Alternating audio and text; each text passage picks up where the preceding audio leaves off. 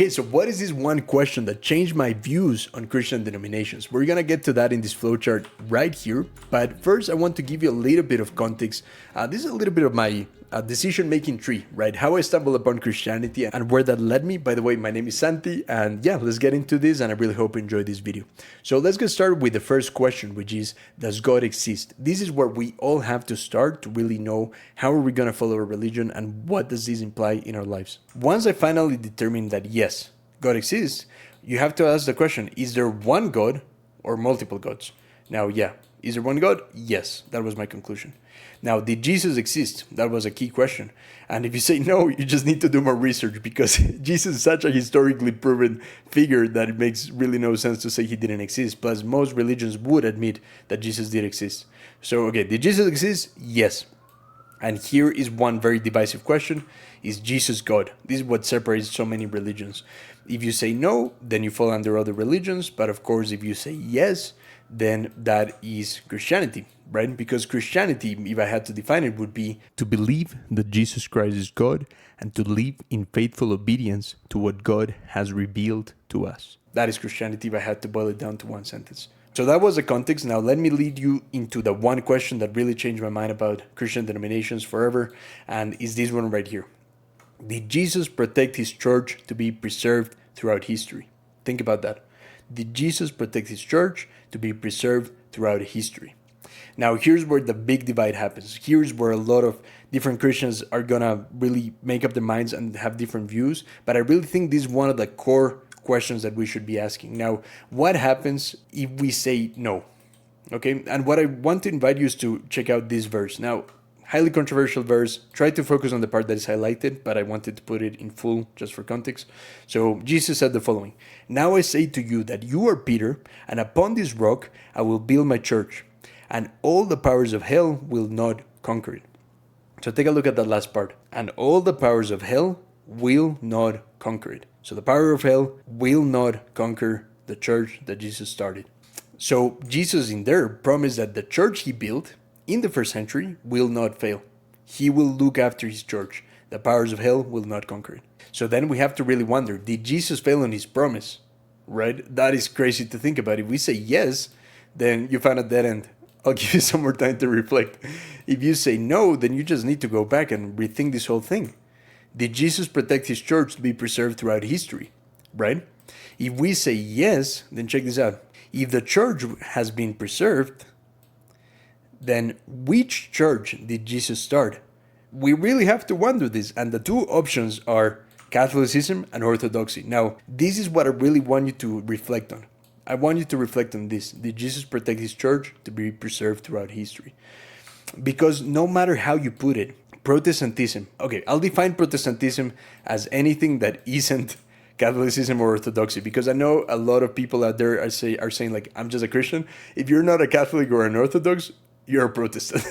I'm sorry about that. There might be some exceptions, but I would say a Protestant is a non-Catholic, non-Orthodox. Yeah. Sorry if you don't like that definition, but I would say that's probably one of the most accurate ways to put it. And that's the thing, right? Protestantism, doesn't matter how good of an intentions Martin Luther had or the early reformers on kind of like fixing the church and improving certain things that were wrong with it. The Reformation is based on the idea that the church was corrupted by humans, that Jesus wasn't able to protect his church.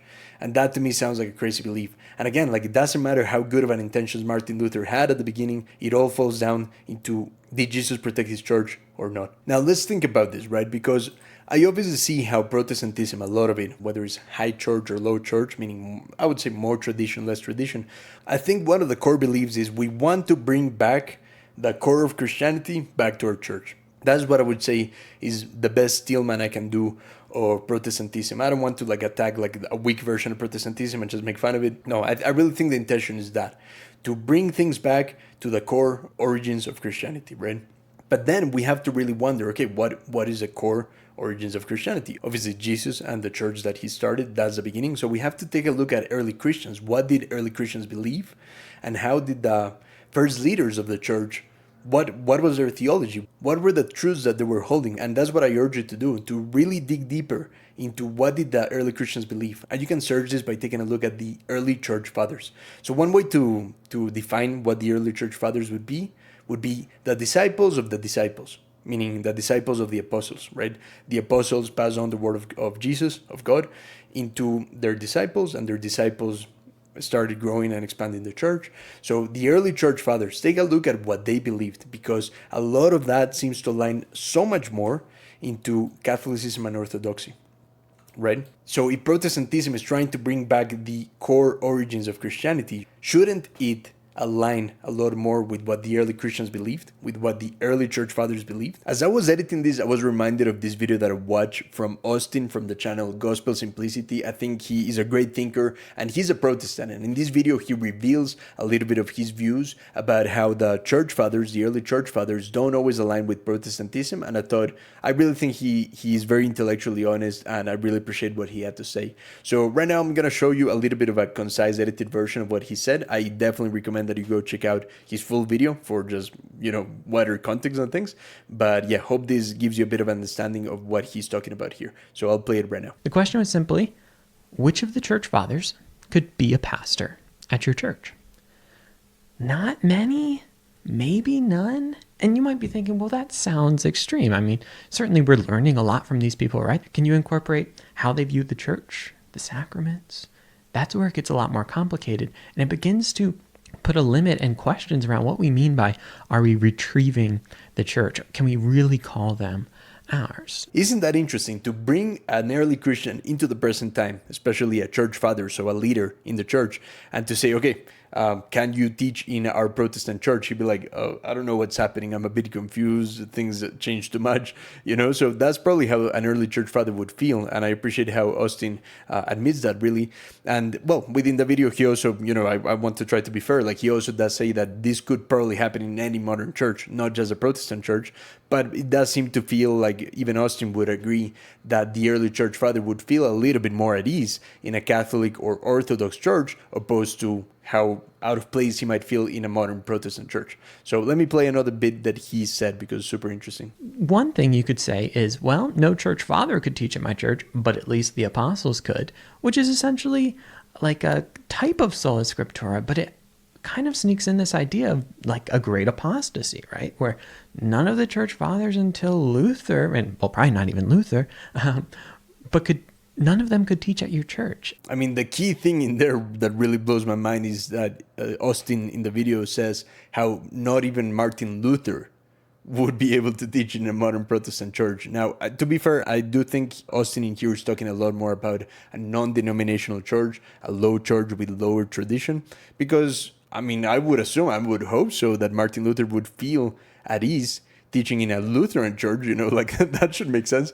But that shows that a lot of denominations in modern Christianity, modern Protestantism, do feel detached even from the Reformation, such as the fact that, for instance, even Luther had a devotion to Mary and would accept a lot of the doctrines. We don't need to get into that right now, but even Luther would have certain beliefs that even modern Christians that believe in the Reformation, and they say that their beliefs come from the Reformation, even Luther wouldn't agree to a lot of modern Christians. So that's definitely very strange. So let's go back to Austin for some of his concluding thoughts in here. And when I talk to people who are interested in historical theology, most really want to avoid this kind of theory of the great apostasy, a great falling away. But it's hard to not see a little bit of that when we say none of them could teach there. But I do think if you're trying to look for a path forward and you want to say, I want to be in continuity with the fathers, well, it probably, and you want to stay Protestant, it probably does look like something like becoming Anglo-Catholic. The other option, of course, is you could become Catholic or Orthodox if you find their continuity claims compelling. Cool, that's an option for you. So Austin talks about Anglo-Catholic. So I actually looked into that a lot when I was really, flirting with Protestantism and really being like, yeah, I think this is how I'm going to best follow the teachings of Jesus. I was like, okay, yeah, if I'm a Protestant, I might be a Presbyterian, is what I thought, to be fair. Then I was like, I might be Anglican, especially because I read a lot of C.S. Lewis and I really resonated with everything he said. I was like, would C.S. Lewis even be an Anglican these days, like in modern times? I'd be like, no, I really think C.S. Lewis would be an Anglo-Catholic. And I really started looking into that. Yeah, like Anglo-Catholicism was one of the things that attracted me the most.